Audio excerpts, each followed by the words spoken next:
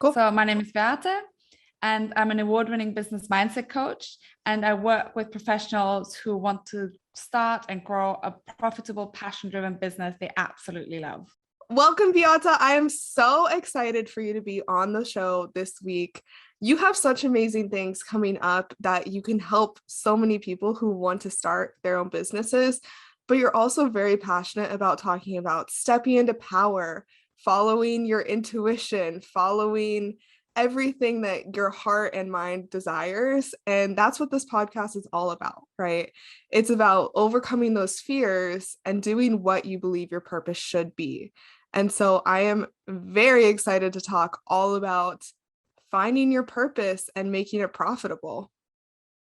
Well, thank you so much for having me. This is my favorite subject ever, which I've spent so many years figuring out that actually was my purpose. So thank you. And I'm really excited to have that conversation. Me too. Awesome. So you have a really cool background. Why don't you tell us a little bit about, you live in Dubai, you've lived there for 7 years, you've been full-time in your business for 2 years, correct?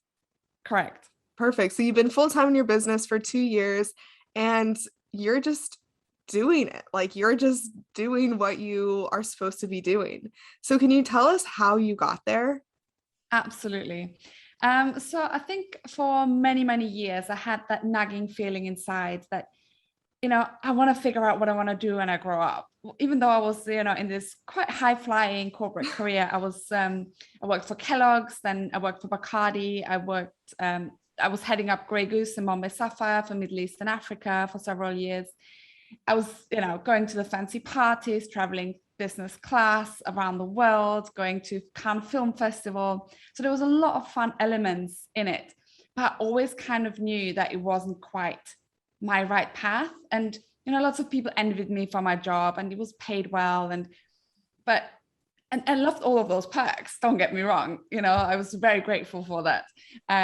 But I didn't really quite like the day-to-day job and it just didn't feel quite right. And I could never really quite put my finger on it. Always knew I still had something to figure out. So I'd spent 10, 15 years, reading all the books, doing all the courses, going to the retreats, watching the videos, like whatever there was out there that I was like, oh, maybe that will help me, or maybe that will help me. I would absorb it and really do all the exercises that were recommended to, help you figure out your purpose. And then it was maybe a couple of years before I actually ended up quitting my job. I remember we were doing a kind of the course was called Shape Your Career. It was a one-day workshop for everyone who was, the premise of it was, do what you do best and what you love doing. And it is all about, living your passion and finding your purpose. And I was literally first thing in the morning when the introduction started, I was like, what if I can't find my purpose? I've been trying to find my bloody purpose for years and I can't find it. What if I don't have one? And the facilitator was like, well, there's going to be something. Just calm down. Just keep on the journey. And we did these exercises about, writing. You had to write out, what's your mission? What do you like doing most? What do you want to be remembered by? And we had to put these on these like massive sheets around the room and everything I wrote. And I think I don't quite remember the exact words, but it was something along those lines of, my mission is to inspire other people to find their purpose and live an abundant life. Because I was so struggling to find it. I was like, well, I want to help other people do it because I know it's possible. And I just also remember thinking, I really hope that none of my managers see this sheet because it's got nothing to do with the job I do right now.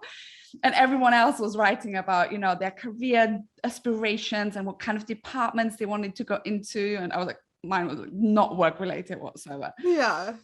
But it still took a couple of years because, and I'm sure a lot of people can relate to that. When you're in that rat race, you almost can't see outside of it. You feel like, you're so absorbed in it and it's part of your identity and it's part of, the community that you're in and something that you've really built. I've come quite far in my career and I was proud of that. And I was proud of working for a great company and doing all these amazing things. So it was quite seductive in a way to stay in that. But then eventually it got to the point when probably a bit of burnout at the same time, just, working crazy hours, at the same time as not feeling satisfied and fulfilled with the day-to-day job. So I decided to just give myself a bit of a break. I thought I would go back to Europe, and was already having conversations with some of the teams there to move within the company. But I wanted to take some time. Dubai is a great place to travel from.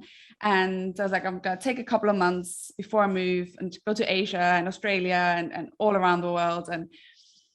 And within, I think, a couple of weeks, I realized I was never going back to a job. It was almost like I needed to allow that space for something new to evolve.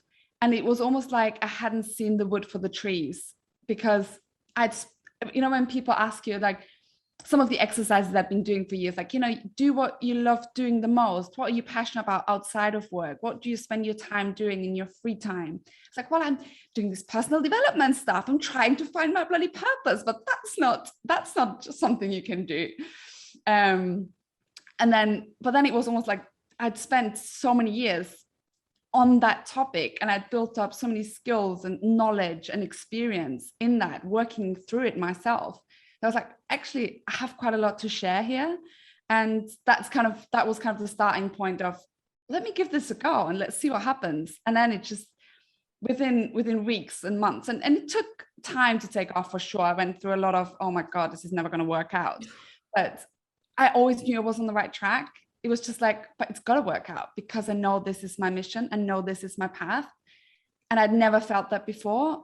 No, that's amazing. And something you said at the beginning of that just, I think, speaks so much volume to this whole leaving your job and wanting to do your own thing. And it's the question of, what do I want to do when I grow up? But unfortunately, we're grown-ups. And I mean, I've said that probably to my mom like 1 million times. I'm like, what do I want to do when I grow up? I'm 24, right?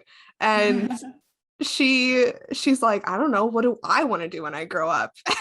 And hey, I was 35 by the time I left Bacardi, and I still didn't know what I wanted to do when I grew up.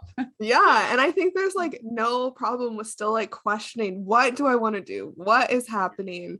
What is my purpose? But finding your purpose and putting effort into that and knowing it will work is just the most important part of it, right? Because you can question it all day long, but if you're not working towards that, you're just going to be stuck in the job that you hate, or stuck in the lifestyle that you hate, and not putting any effort into fixing it at all. I think there's a bit of a misconception, and that I think stops a lot of people from doing it, from moving towards it, because they make it out like this big thing that all of a sudden it's just going to drop on their lap. And there's children who know from the age of 3 that they want to be doctors, or they are so driven to be a musician, or there's people, but the majority doesn't have that. But people think that's what it should be like. So if it's not that, then it's either it doesn't exist for me, or I've got to find that one big thing, and it's just gonna be that light bulb moment, and I know it, and it's going to drop on my lap, and it's all going to be happening. But that's not really the reality of how it happens. It evolves by kind of following little clues and following your joy and your passion, and one thing then leads to another. So it can be as little as, I used to really enjoy playing tennis. I haven't played tennis in 10 years. Let me go pick up a racket again, things like that. And then that just increases your joy, your passion, and will lead you on the right path. Did you have that one moment when you were just thinking to yourself, wow, like, this is it, like, I made it, this is what brings me so much happiness, this is what I'm meant to be doing? There isn't one moment. There has been so many. There's been, like, especially now I'm doing this summit, and we'll talk about that later. And recording all these sessions with these incredible people from around the world who've been doing this for many, many years and have been very successful doing it. And I'm having these incredible conversations, and I'm just like, this is just amazing. Like, sometimes I sit there and I get like goosebumps. I'm like, I can't believe this has become my life. And sometimes, the other day I was lying by the pool, everyone in Dubai lives by a pool. And I was like, I just love my life. This is just amazing. So it's not one moment. It happens regularly for me now, that it's like, oh, this is what it's meant to be. And I'm so grateful for that feeling, that internal feeling, that knowing that I'm on the right path. And I know I'm not at the end of it. I know I'm not like, I've found my purpose now. I've, reached that epiphany of what that's meant to be.